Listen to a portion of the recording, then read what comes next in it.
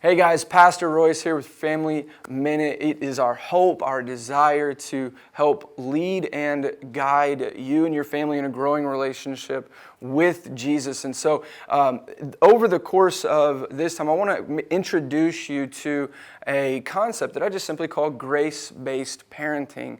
And I'll kind of introduce that concept by talking about the fact that parenting is obviously so easy. You know, it's just very easy. We always know what to do. As our kids get older, it just gets easier and easier, but not really. That's obviously not true.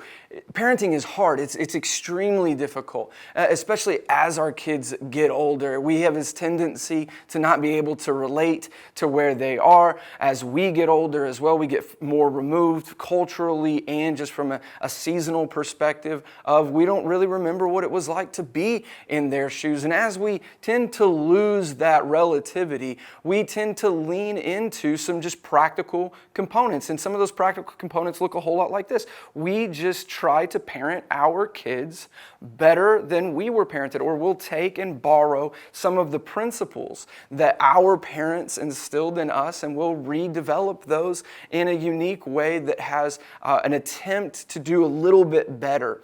And although that's a fine standard and it's very practical, I want to maybe introduce you to a different thought, and that is in what I call setting the standard. As believers, as Christians, and as followers of Christ, God is our standard, is exemplified by Jesus.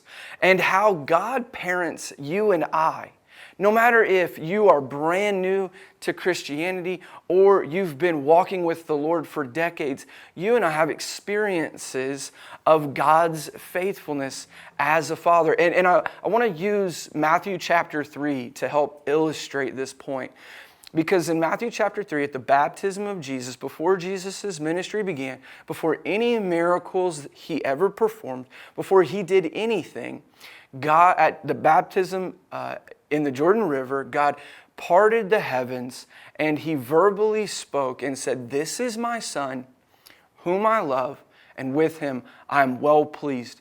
The way that God was a father to Jesus and fathered Jesus, and the way that God is a father to us and fathers us is first and foremost based upon not our performance to do things right or to perform miracles or follow the rules.